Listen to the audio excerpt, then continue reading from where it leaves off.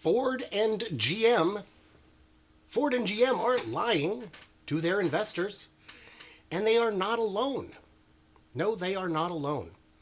I think a lot of the guys are lying, and some of them may or may not even realize it. I'm Brian. Welcome to my Tesla weekend. How you doing, guys? Give me the thumbs up if you can hear me. If I'm looking good and sounding good. Oh, there. I probably sound better that way, don't I? Yeah. Should probably do that. Okay. What a week. Anybody follow Tesla here? I do. Not a bad day. Not a bad 5 days. Ooh. Considering that rough start to the week, some folks got some buy-in opportunities under 1,000. Made some insta gains. Looks like Elon may not have been selling the last 2 days.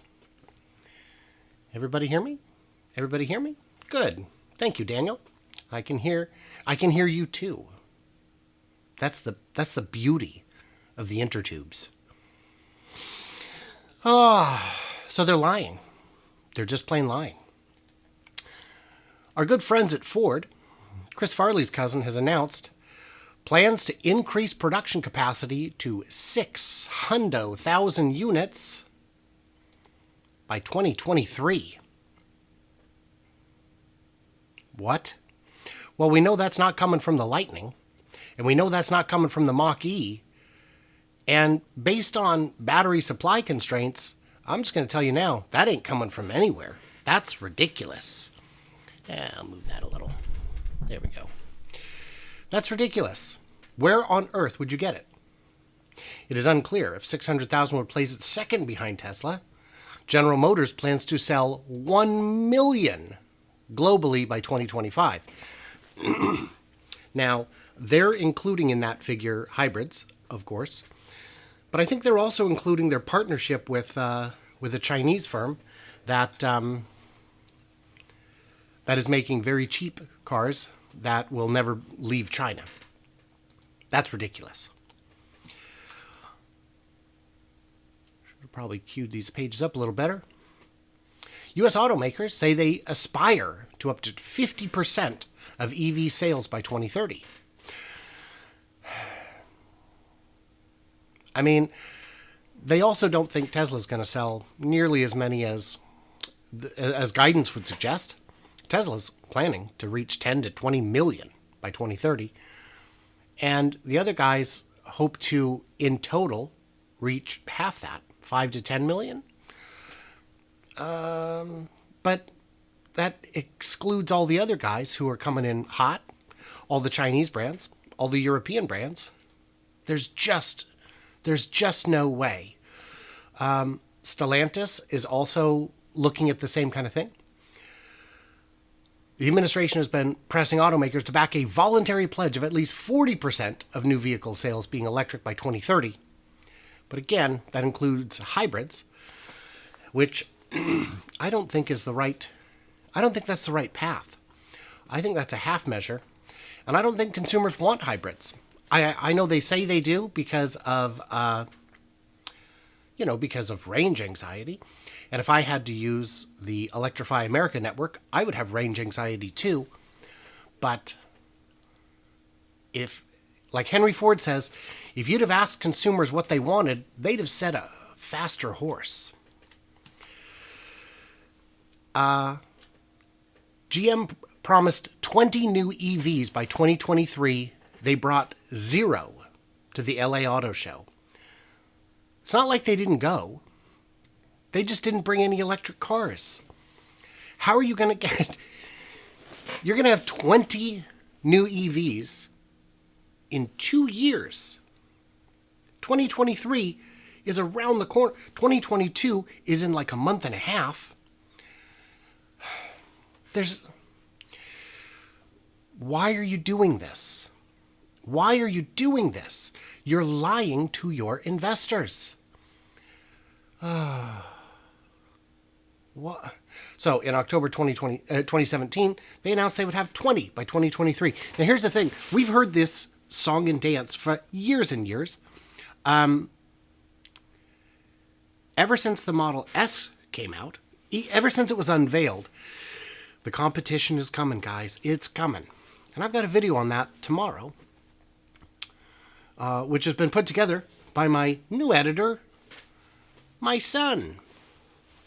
Hopefully it's a partnership that works well, because I am paying him. And not just in groceries, but definitely that too. Yeah. Toyota brought their electric car. Yeah, the Solterra. So I made a video a while back when GM announced their big electrification plan. This is muted so I can hit play. About how, look at that handsome bastard. About how ridiculous their plans for electrification are, how pie in the sky they are, how absolutely ridiculous they are, how unattainable and insane they are, how dishonest they are. So, GM, I don't know what you're doing, man. I don't know what you're doing. Hey, look, Wendelin, Therese, Rob Womack, the gang's all there. Are they here? Some of you guys are here. Howdy. Rivian, CEO, annual production capacity of at least 1 million before 2030. So this had two effects. I don't know if people had actually thought about what Rivian's production capacity would be. To say 1 million by 2030 is two things. It's overly ambitious and not nearly enough. So once people looked at it, they said, wait, you're going to ramp faster than Tesla did. I mean, you don't have any long-term battery supply deals in place that we know of, and I think we'd know about them. And you're going to ramp faster than Tesla did. Because Tesla, by the way, has yet to hit a 1 million vehicle year. Now, you could say Tesla does have a capacity of 1 million currently, and will probably hit a run rate of 1 million in Q4. Yeah, Tesla's at a run rate of 1 million. So Tesla has a capacity of 1 million, but you're going to ramp that fast. And, wait a minute, we valued you higher than GM, and your 2030 ambition is 15% of GM's production? So the stock wasn't a fan of that, because it's both too much and not enough at the same time. Lucid Group reports a loss, of course, Q3, how could they not? Confirms 2022 production target. Next year, they plan to build 20,000 vehicles. So, that's not very many. By the way, car of the year, and I know some people disagree with that, but I think it was, I don't think that's crazy at all. I don't know who else you give it to. The Plaid isn't a sufficiently new enough car, in my opinion. And by the way, if we're going to complain about Tesla's panel gaps, I can see that panel gap from the moon. But to get to 20,000 vehicles next year, boy, that is a slow ramp. That is a slow ramp. If possible, if doable. And Peter Rawlinson, their charismatic CEO with a beautiful accent, very trustworthy, high-class, sophisticated accent, is prone to hyperbole. Let's say that. Revenue, $232,000 last quarter. Not bad. Better than Rivian. I still have more faith. Their prospects are better. Their car is cheaper, and it's, from all the reviews I've seen, especially MKBHD, it's a good car. Toyota finally gets off its behind and announces a real electric vehicle strategy, 15 new BEVs by 2025. Maybe. Again, these are things we've heard over and over. And it wasn't very long ago Toyota was still saying, we're not sure electric is the way. And by not very long ago, I mean like months. They've got one prototype they've shown. Toyota said it would release 70 new models by 2025, including battery electric, hydrogen fuel cell, and gas electric hybrids for a range of diverse choices. Toyota is the largest automaker in the world, but we'll see. We'll see how long that lasts, because you got to move to the future, guys. You got to move to the future.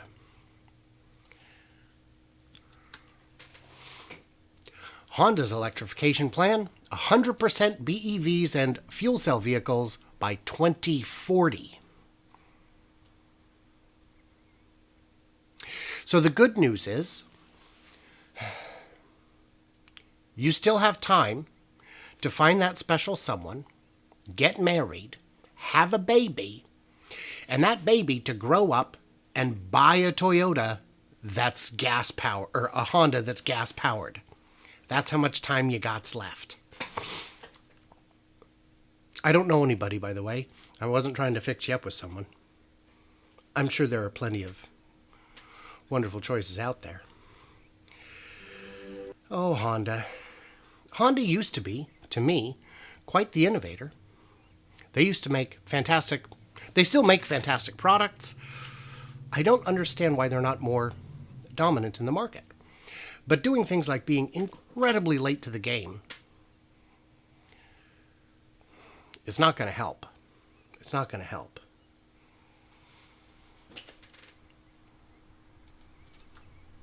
Oh, yeah.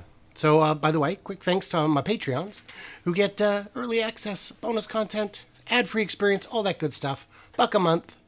No pressure, no pressure. If you're here, you're already one of my biggest fans, and I appreciate that. So let's get into some questions here, huh? Let's look at them comments. One thing I had asked was, before the show started, in 5 years' time, who do you think will be number 2 in electric cars? Therese said, China. I'm guessing all the companies are essentially government-owned, so count as under the same umbrella. I mean, you're not wrong, but still, specifying a little bit, Wendelin, BYD. Daniel, BYD. BYD has a lot of cars, and they all look pretty good. Split of GM or other legacy and buyout of electric piece. So that was proposed today by the shortiest of shorts himself, Michael Burry. Michael Burry, the guy who lost, $20 billion shorting Tesla. He said, what the legacy guys need to do is spin out their electric division into a new company so that all the value can be there. The problem with that is there's no value left over here. There's none. So if you split them, who's going to want to continue investing in the ICE side? It would be difficult, and it would be dangerous, but it would also be difficult, because how do you split into a separate company when you're still using the same workers and often on the same lines, in the same place, in the same building, the same supply chain, the same accounting? Are you really going to set up a second one of everything? I mean, you could, but only to devastate half your company. Sandy Munro on the LA Auto Show, GM was ice and was a graveyard. Boy, you know, at that picture, yeah, where's the people? Where's the fans? Where are the fans? The president is delusional when it comes to EVs. Hockey Day, I do not have an answer to that. That is bizarre and shocking. Telling Mary Barra that she did it, that she electrified autos. Mary Barra is the one who orchestrated the partnership with Rivian. Yeah, the Mustang E. That's a... Why not?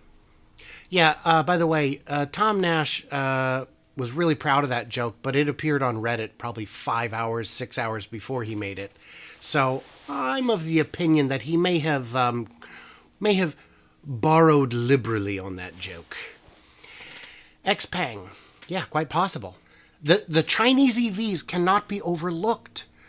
When the analysts are talking about EVs, they're talking about Volkswagen, they're talking about GM and Ford, but they're really not talking about the Chinese guys yet. And this blind spot cannot be ignored, guys, because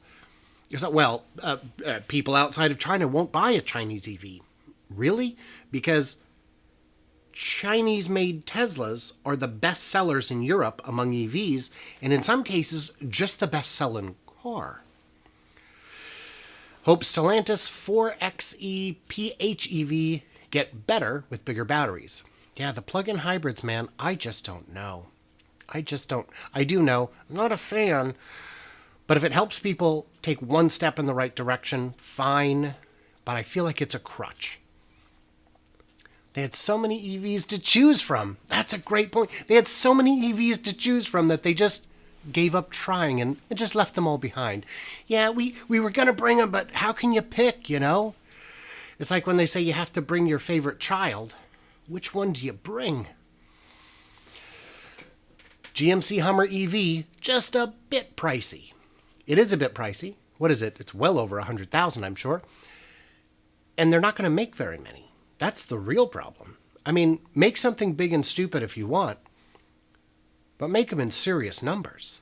And the problem comes right back to where you goes gets the batteries, because batteries are in critically short supply. Well, we've got a chip shortage. You got a battery shortage. Yes, but the Securities Exchange Commission will not charge Mary for lying to shareholders. They will not. They will not. They will absolutely not. The SEC is very inconsistent and, I would argue, unfair in their actions. They certainly don't go after short sellers who illegally manipulate the market by sponsoring FUD, fear, uncertainty, and doubt, in social media. And they should, because that is specifically illegal. Jim Cramer, on a video you can find on YouTube that will never see I would never say this on TV, he explained exactly how market makers move the market illegally. They make a few phone calls, they take out a position, they make some phone calls with rumors, pump, dump, it's over. No action. Jim Cramer's still on television. If you count CNBC, which I don't know how many Tesla fans would call that television. Oh, there will be a GM and a Ford in 2030, just like there's a Volvo now owned by Geely in China. Geely? Yeah, Ford and GM may... well, Hummer was sold to a Chinese brand for a time. Hey, the Chinese will buy Ford and GM. Oops, boy, it just does that to me, doesn't it?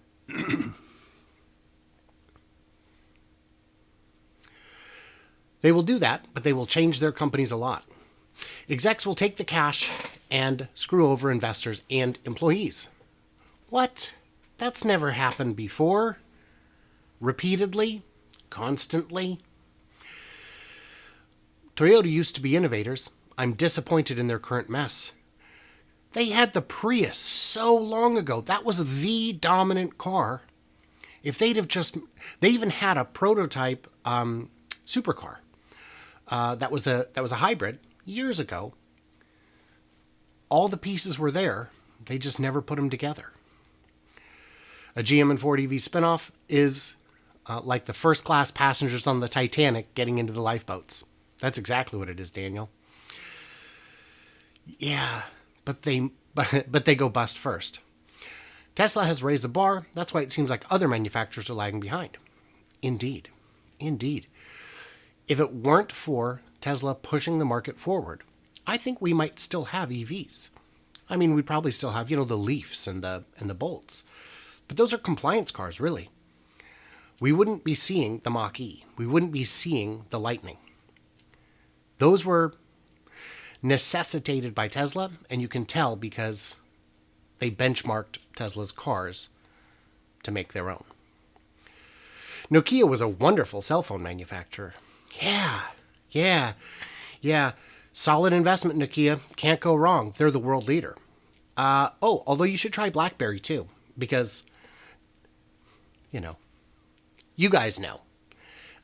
Hindsight is, you would think 2020, but for a lot of these CEOs, it just doesn't seem to be.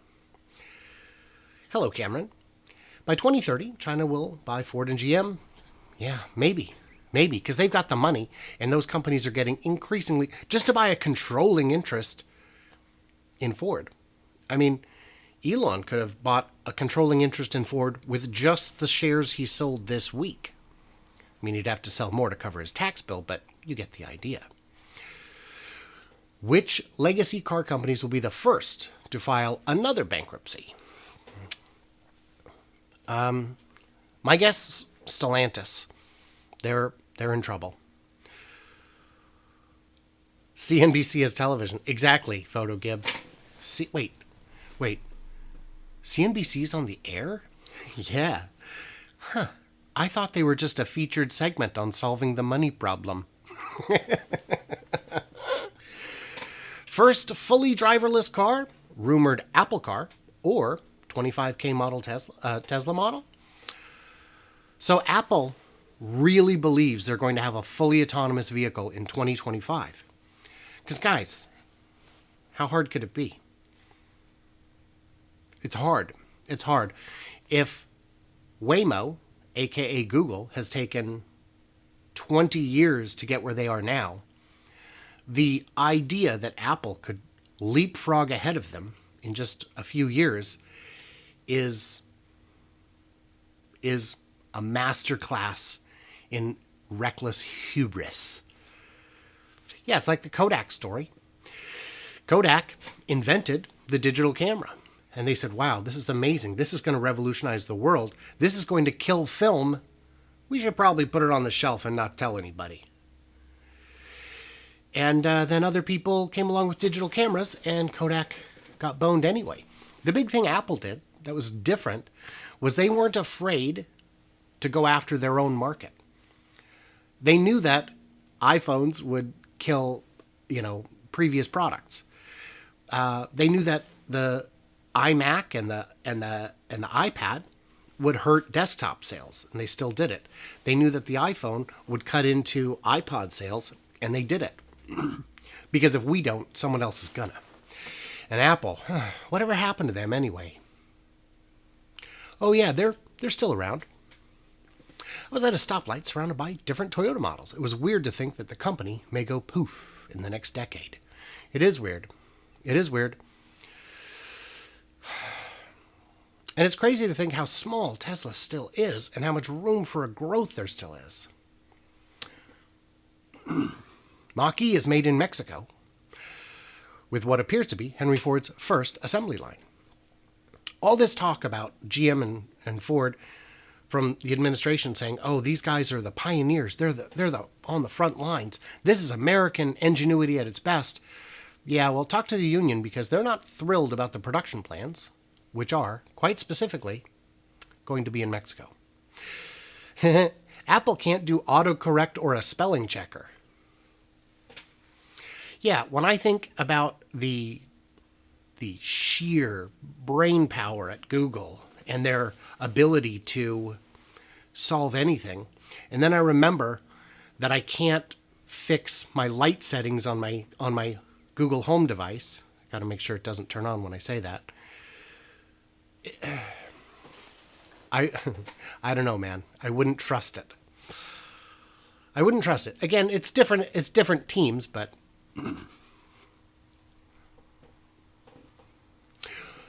Rob Markovich wants to know, have we talked about breadcrumbs hinting to a 5-for-1 split?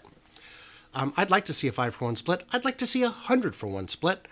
A 5-for-1 split, as I understand, can't happen without a shareholder vote because it would require shareholder approval. I got this from Dave Lee. There's a hard cap on how many shares can be issued, and that doesn't account for splits. So in order to do a split larger than, I think, 2-for-1 or 3-for-1, it might even just be 2-for-1, shareholders would have to approve it because it would increase the number of shares. And I think there's a clever guy on Twitter getting a lot of attention for all of his cryptic guesstimath. I don't think any of that's legit. I don't think a split is something Elon would need to hint at or necessarily cares about. I don't think he cares about the share price being unobtainable for a lot of common investors. But do a 10-for-1 split, get the shares back down to $100. A lot of nickel and dime investors would eagerly buy a share or two every month, every paycheck. Am I surprised the next factory hasn't been announced? I am. I was sure it would be announced by now. How soon after buying a site do they have to announce it to shareholders? There's no obligation to announce it. Announce necessarily. It would show up in I think the 10K is where holdings like that would be listed. And there's a lot of property that they have that, I mean, technically could be the next factory. I only found out about that because when the Megacharger factory was announced, I found out that there were already two other pieces of property being used in the Megacharger division. Oh, Steve, did I set your hey blah blah blah off device violently? Because I don't even like to say that word anymore, because invariably 3 people's phones nearby go a little nutso. I've had Toyotas for 20 years. Same for me, no more. Yeah. My brand loyalty doesn't go that far. It doesn't go that far. Elon's vote to sell shares was a warning to shareholders that he had filed in September to sell. Yeah, there are 2 kinds of people that can help Elon. People with money to buy his products or services or his stock. And then there are people who don't have that, and the only thing they can pay is attention.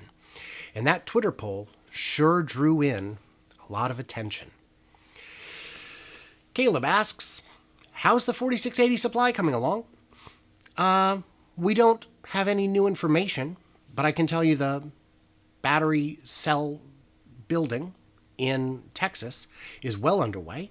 They have received equipment for their anode and cathode lines 1. So it is coming along. That tells me that the pilot line is sufficiently refined that they can begin building it at scale. And if that's the case, Cato Road is surely filling a warehouse with batteries as we speak. But no amount of batteries is enough when you consider just how many it takes to build 1 car or 1 Powerwall or 1 Megapack. Berlin is allowed to build 500 test cars. There have been at least 3 Model Ys spotted there. Tobias Lind had a video a couple days ago where he was able to capture at least 3 different cars coming out. They were 3 different colors. So that's very exciting.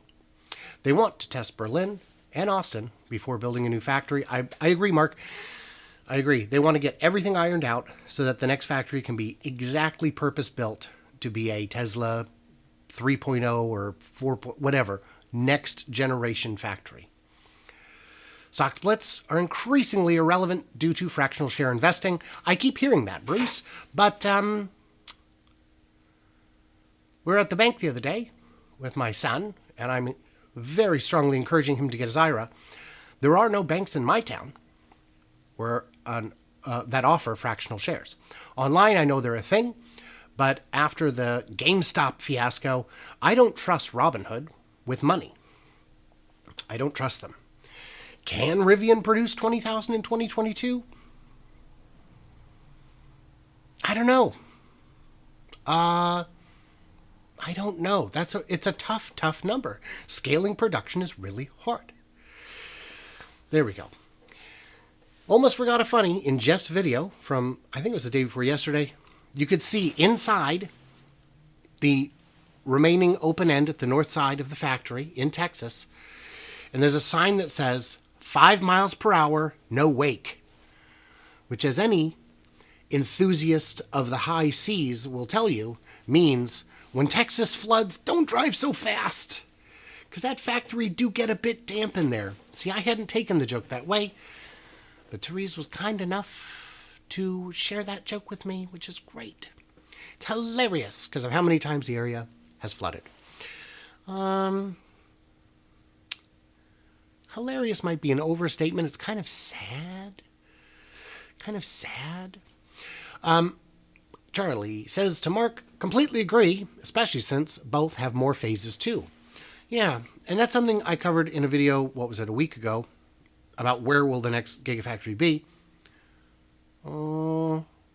Maybe where it already is.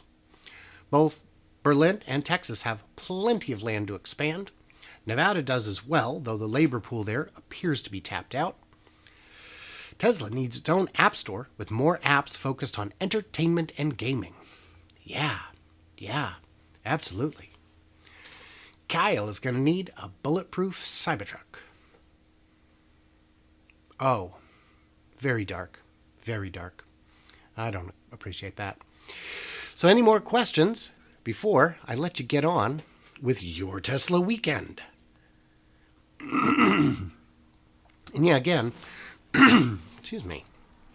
Thank you to all my Mazeball patrons. You guys are the best. It's these videos are tough because YouTube loves to instantly demonetize my live streams and hold them because they're not appropriate for advertisers. But you can click this button right here and we'll have a human manually review it, which I always do. And they always go back and say, oh yeah, no, it's fine. So the ads come back a day or 2 or 3 later when nobody's watching because this is news and news expires. So of course I tried to message them, but YouTube is not really creator friendly. So I got a rep who literally has no access to my account and just reads me the already publicly available help pages. So it's, yeah, these are brutal. To clarify, the sign is not funny. The sign is funny, not the flooding. Yes, of course, we know. And it is funny. It's funny even when you don't consider the flooding aspect, but it's got a second layer of funny right there. It's got layers, like an ogre. Yeah, can't wait to receive my Cybertruck. I would like you to take me for a ride, Cameron. I want to see that Cybertruck too. And don't worry, Elon has said that we will see the final design of the Cybertruck by Christmas of last year. So any day now, I'm confident. I guess he didn't actually say that it would be last Christmas. He said it'd be by Christmas. So any Christmas will do. The final beam will be going up in the next few days at Austin. It may. Those footings are brand new though, so it may have to be delayed because the concrete's got a cure. Now they may put in extra high strength concrete so that it can be sufficiently cured after a few days or like a week or so, but it may be delayed just by virtue of the concrete having to cure. Hey, thank you so much. Yeah. Thank you. Who is this? My 2025 P85 needs an update too. Caleb, can I ask you, what is the trade-in value on your P85 now? On your 9-year-old car? It's got to be high, right? It's got to be. And compare that to a comparably priced Mercedes from 2012 with the with comparable mileage and everything. You can get a Mercedes S-Class, $100,000 car for like 10 grand after like 5 or 6 years because nobody wants them. And the maintenance is astronomical. Those airbag suspension systems just go out. So we're at 734. 734? Yeah. Oh, fun times. Yes, Hockey Day, Tesla gift comes in the amount of $69 and $420. Is that what the gift cards are at? Tesla has started selling Tesla Shop gift cards, which is amazing. for a merch store with so few offerings. I don't have my Cybertruck hat handy, but I did buy a Cybertruck hat. You've seen it in recent streams. Not wearing a hat right now because I'm trying to get my lighting and everything figured out. I'm tweaking it so that I don't look quite so ghoulish. Thoughts on if the question should be if Tesla can hang on to its leading advantage or will Legacy Auto survive? Boy, I hope Legacy Auto does survive. We don't want one company. We don't want one company. We need more. Competition is good and healthy. But it remains to be seen. In Chicago, the closest spot for me to buy a used Tesla Model S from the 2010s are going for $50K.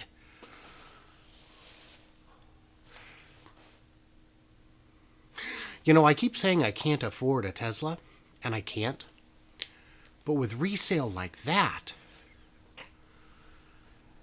I mean, if you'd have bought it in 2012 and driven it to death and then sold it today, it would have been cheaper than a Camry. It would have been cheaper than a used minivan. And that's before you even count the savings on fuel. That's one reason I think the $25,000 model isn't critical to Tesla's success. People are going to realize that a $30,000, $35,000 car is still cheaper than a $25,000 car, especially with the EV tax credit coming back. That would have been a good topic to cover instead of all this if I hadn't spent so much time preparing for this before that came out. Okay, guys. That was fun. I appreciate you guys. Thank you, PhotoGib. You too. Parfaits have layers too.